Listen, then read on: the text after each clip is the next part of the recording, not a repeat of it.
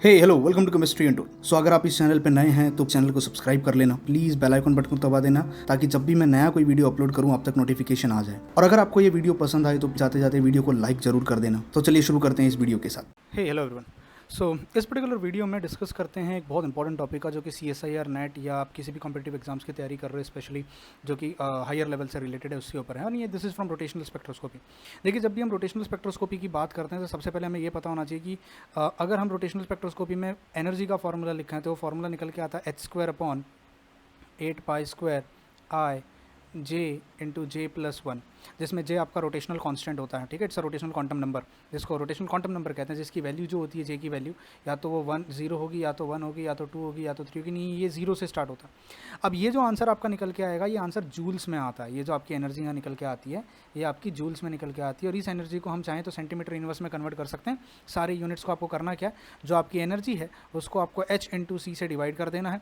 तो आपका h² I जो था आपके पास, उसको H इंटू C से अगर डिवाइड कर दोगे तो H और H कैंसिल हो जाएगा, J इंटू J+1 वहीं पे रहेगा। और आपका जो फॉर्मूला बनेगा उसमें आपके पास सिर्फ H होगा, उसमें आपके पास 8π² होगा, I होगा और इंटू C होगा, that speed of A light, into J of J+1।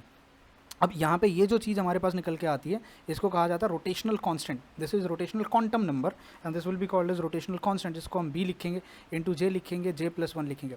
अब अगर हम इस फॉर्मूले को यूज़ करें तो हम इस फॉर्मूले को यूज़ करके अलग अलग एनर्जी लेवल्स बना सकते हैं। समझने की कोशिश करना, मेरा जो पहला एनर्जी लेवल होगा, मेरा जो सेकंड एनर्जी लेवल होगा, जो थर्ड एनर्जी लेवल होगा, फोर्थ एनर्जी लेवल होगा, फिफ्थ एनर्जी लेवल होगा। यानी J इक्वल्स टू 0 से स्टार्ट करो, J इक्वल्स टू 1 पे, J इक्वल्स टू 2 पे, J इक्वल्स टू 3 पे एंड J इक्वल्स टू 4 पे।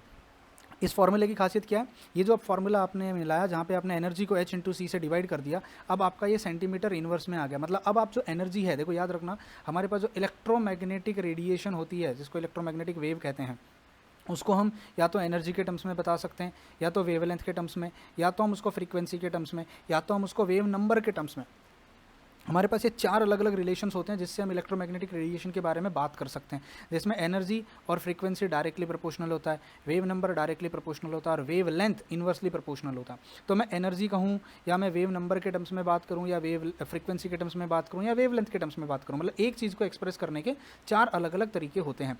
स्पेक्ट्रोस्कोपी में हम लोग इलेक्ट्रोमैग्नेटिक रेडिएशन या किसी भी एनर्जी के बारे में जब हम बात करते हैं तो हम उसको स्पेशली वेव नंबर के टर्म्स में एक्सप्रेस करते हैं, स्पेशली इलेक्ट्रोमैग्नेटिक वेव्स को। तो यहाँ पर अगर मान लीजिए मैं आपसे कहता हूँ कि मेरा एक बॉडी है जो रोटेशनल मोशन कर रही है इस तरीके से, वो एक बॉडी है, रिजिड डायटोमिक मॉलिक्यूल है ये, जिसका बॉन्ड लेंथ फिक्स होगा और वो एक प्लेन में इस तरीके से बैठा हुआ है और वो वहाँ पे एंड टू एंड रोटेशन करने वाला है इस तरीके के। सो इसको कहते हैं एंड ओवर एंड रोटेशन, इस तरीके से घूमने वाला। और यहाँ पे इसके अक्रॉस मुझे मोमेंट ऑफ इनर्शिया निकालना, this will be called as IB। Okay, moment of inertia across B axis, जो ये वाली एक्सेस होगी इसकी, इसको हम प्रिंसिपल एक्सेस कहते हैं। लेट अस से दिस इज योर IA, ठीक है। और एक और एक्सेस होती है जो इस तरीके से होती है, जिसको हम कहते हैं IC, moment of inertia across IC।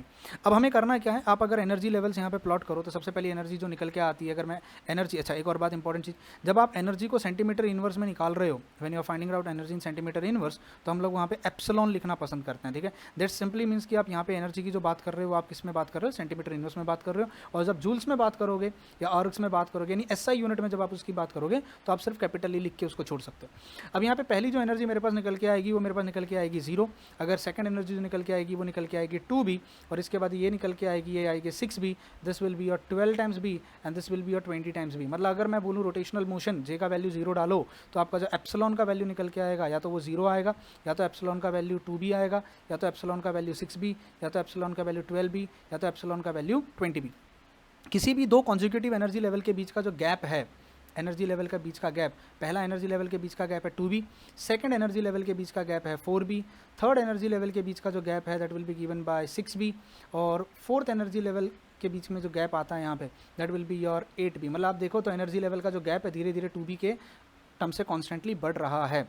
अब सोचिए, मान ली मेरा एक मॉलिक्यूल यहाँ पे प्रेजेंट है और वो जो मेरा मॉलिक्यूल है वो फर्स्ट एनर्जी 0 एनर्जी लेवल पे, मतलब वो घूम ही नहीं रहा है। अब जब आप उसके ऊपर एक रेडिएशन डालोगे वो उसको एब्जॉर्ब करेगा, और एक सिलेक्शन रूल मेरा ये कहता है कि यहाँ पे डेल्टा J का वैल्यू हमेशा +-1 होना चाहिए। मतलब अगर एक मॉलिक्यूल 0 लेवल पे है तो वो फर्स्ट लेवल पे ही जा सकता है, वो 0 लेवल से सेकेंड लेवल पर नहीं जा सकता। सेकेंड लेवल पर जाना उसके लिए स्पेक्ट्रोस्कोपिकली फॉरबिडन है, अलाउड नहीं है। मतलब जब भी कोई चेंज आएगा रोटेशनल एनर्जी में, तो वो हमेशा एक ही स्टेप का आएगा। इसको मैं इस तरीके से भी कह सकता हूँ कि अगर आप मान लीजिए आप एक सीढ़ी पे खड़े हो इस तरीके से, देयर आर स्टेयर्स, तो आपको सिर्फ एक टाइम पे एक ही सीढ़ी चढ़ना अलाउड है, आप 2 सीढ़ियाँ चढ़ नहीं सकते हो एक साथ में, तो उसको हम सिलेक्शन रूल कहते हैं। तो यहाँ पे जब मेरा मॉलिक्यूल मान लीजिए एनर्जी लेवल 0 पे है, if it's at energy level 0, मैं बाकी की चीज़ों को यहाँ से इरेज कर रहा हूँ ताकि कॉम्प्लिकेटेड ना हो मेरा मॉलिक्यूल। यहाँ पे ये डायग्राम मैं सिंप्लीफाई कर सकूँ, और इस तरीके से मैं इसको हटा देता हूँ पूरे को, ठीक है। हाँ जी, अब ये मेरे पास मॉलिक्यूल है। मान लीजिए मेरा जो मॉलिक्यूल है वो फ़िलहाल, यहाँ से भी इस चीज़ को मैं ज़रा इरेज कर देता हूँ। ओके, यहाँ ऐसे बनाते हैं। अब मान लीजिए मेरा एनर्जी लेवल फ़िलहाल एनर्जी लेवल 0 पे है, मैं यहाँ पे जे की वैल्यू डाल रहा हूँ, ठीक है। वो 0 या चलो अगर मैं एप्सिलॉन भी लिखता हूँ तो मैं यहाँ लिख देता हूँ कि अभी वो मेरा एनर्जी लेवल 0 पे है, उसको एनर्जी लेवल 2b पे जाना है। तो जो रेडिएशन उसके पास आनी चाहिए, वो जो रेडिएशन आएगी, वो रेडिएशन की एनर्जी 2b के बराबर होनी चाहिए, बिकॉज पहले एनर्जी लेवल और सेकंड एनर्जी लेवल के बीच का जो गैप है वो 2b का है, मतलब उसके पास 2b का गैप एनर्जी होनी चाहिए। तो वो 0 से 2b पे चला जाएगा। अब उसकी एनर्जी कितनी हो जाएगी? 2b, यानी j इक्वल्स टू 0 से वो j इक्वल्स टू 1 पे चला गया। अब वो j इक्वल्स टू 1 पे है और उसकी एनर्जी 2b है। अब उसको जाना है एनर्जी लेवल सेकंड पे, यानी अब उसको जंप करना है और उसको जाना है j इक्वल्स टू 2 पे, यानी अब उसकी एनर्जी कितनी हो जानी चाहिए? 6 भी हो जानी चाहिए। तो अब जो रेडिएशन आनी चाहिए उसके पास, उस रेडिएशन की एनर्जी कितनी होनी चाहिए? देखो मॉलिक्यूल की एनर्जी 2b है और अगले लेवल पे वो जाके 6b हो जाएगा। तो अगर 2b से उसको 6b पे जाना है तो उसका गैप कितना होना चाहिए? 4b का। मतलब अब जो मेरे पास रेडिएशन आनी चाहिए वो कितने की होनी चाहिए? 4b की रेडिएशन होनी चाहिए, यानी उस रेडिएशन की जो एनर्जी होगी वो 4b के बराबर होनी चाहिए, जिसमें b का मतलब हो जाता है वहाँ पे आपका रोटेशनल कांस्टेंट। अच्छा मान लो एक बार वो 6b पे पहुँच गया, अब वो जाना चाहता है j इक्वल्स टू 3 पे। j इक्वल्स टू 3 पे जब जाएगा तो उसकी एनर्जी 12b हो जाएगी, उसकी एनर्जी 12b हो जाएगी, पर पहले और इसके बीच का जो गैप है वो कितना हो जाएगा? 6b। मतलब अब जो रेडिएशन आनी चाहिए, अब जो रेडिएशन आनी चाहिए उसके बीच उसकी एनर्जी कितनी होनी चाहिए? उसकी एनर्जी 6b होनी चाहिए। जब वो यहाँ से जाएगा 20b पे चला जाएगा, यानी j इक्वल्स टू 4 पे जब वो पहुँच जाएगा, तो अब जो रेडिएशन उसके पास आनी चाहिए उस रेडिएशन की एनर्जी कितनी होनी चाहिए? 8b के बराबर उसकी एनर्जी होनी चाहिए, क्योंकि रेडिएशन को एब्जॉर्ब करके ही तो ऊपर जाएगा। अब मुझे एक बात बताओ, पहली रेडिएशन जो उसने एब्जॉर्ब करी उसकी एनर्जी कितनी थी? 2b, तभी तो वो यहाँ से यहाँ गया। सेकंड रेडिएशन जो उसने एब्जॉर्ब करी उसकी एनर्जी कितनी थी? 4b, तभी तो वो यहाँ से यहाँ गया। तीसरी की 6b, चौथी की 8b। मतलब आप अगर ऑब्जर्व करो, जो रेडिएशन वो एब्जॉर्ब कर रहा है जिससे कि वो एक स्टेप आगे बढ़ सके, एक स्टेप आगे बढ़ सके, उन रेडिएशंस के बीच का जो गैप है, आपको नहीं लगता हमेशा 2b का है? आपको नहीं लगता वो हमेशा 2b का है? तो अगर मैं तुमसे कहूँ मेरे पास, मैं स्पेक्ट्रम बनाऊँ, मुझे सिर्फ ये बताओ कि मेरा मॉलिक्यूल जो है वो कौन सी रेडिएशन एब्जॉर्ब करेगा। या तो वो 2b वाली एनर्जी रेडिएशन एब्जॉर्ब करेगा, या तो 4b वाली रेडिएशन एब्जॉर्ब करेगा, या तो 6b वाली रेडिएशन एब्जॉर्ब करेगा, या तो 8b वाली रेडिएशन एब्जॉर्ब करेगा। तो जो एब्जॉर्प्शन जब होगा, जब एब्जॉर्प्शन होगा तो मुझे जो लाइट दिखाई देंगी, या तो वो कहाँ दिखाई देगी? या तो वो 2b के बराबर होगी, या तो वो 4b के बराबर होगी, या तो वो 6b के बराबर होगी, या तो वो 8b के। यानी हर एनर्जी लेवल के बीच का जो गैप आएगा, जो भी रेडिएशन की फ्रीक्वेंसी मैं एब्जॉर्ब कर रहा हूँ, उन कॉन्जिक्यूटिव फ्रीक्वेंसीज के बीच का गैप 2b के बराबर है। उन कॉन्जिक्यूटिव फ्रीक्वेंसी के बीच का गैप 2b के बराबर है, कॉन्जिक्यूटिव फ्रीक्वेंसी के बीच का गैप 2b के बराबर है। तो बहुत बार जब न्यूमेरिकल दिया जाता है तो न्यूमेरिकल में ये कहा जाएगा आपको the difference between the two consecutive frequencies. अब देखो ये समझने की कोशिश करो, एनर्जी गैप में फ़र्क है। j इक्वल्स टू 1 और j इक्वल्स टू 2 के बीच का गैप 4b है, j इक्वल्स टू 2 और j इक्वल्स टू 3 के बीच का गैप 6b है। तो जो रेडिएशन ये एब्जॉर्ब करने वाला है, जो रेडिएशन ये एब्जॉर्ब करने वाला है, जो रेडिएशन ये एब्जॉर्ब करेगा, जो रेडिएशन यहाँ यूज़ होगी यहाँ से यहाँ ले जाने के लिए, उस रेडिएशन और इस रेडिएशन बीच का गैप 2b के बराबर होगा। इस रेडिएशन और इस रेडिएशन के बीच का गैप 2b के बराबर होगा। इस रेडिएशन और इस रेडिएशन के बीच का गैप 2। एनर्जी लेवल के बीच का गैप बढ़ रहा है, पर जो रेडिएशंस उसको चाहिए ऊपर उठाने के लिए वो हमेशा, यानी डिफरेंस का डिफरेंस 2 है। This is the difference. आप ऐसे भी कह सकते हो डिफरेंस 2b से बढ़ रहा है। तो आप देखो तो एनर्जी लेवल पहले और दूसरे के बीच का गैप 2 था, तो दूसरे और तीसरे के बीच के गैप 4b हो गया। तो यहाँ जितनी एनर्जी यहाँ से उठा के यहाँ ले जाने में लगी, तो और यहाँ से उठा के यहाँ ले जाने में जो एनर्जी गैप लगेगी उसमें 2 का फ़र्क आएगा। फिर यहाँ से लेके यहाँ उठा के लेके जाने में जो गैप एनर्जी लगेगी वो 2 यूनिट ज़्यादा होगी।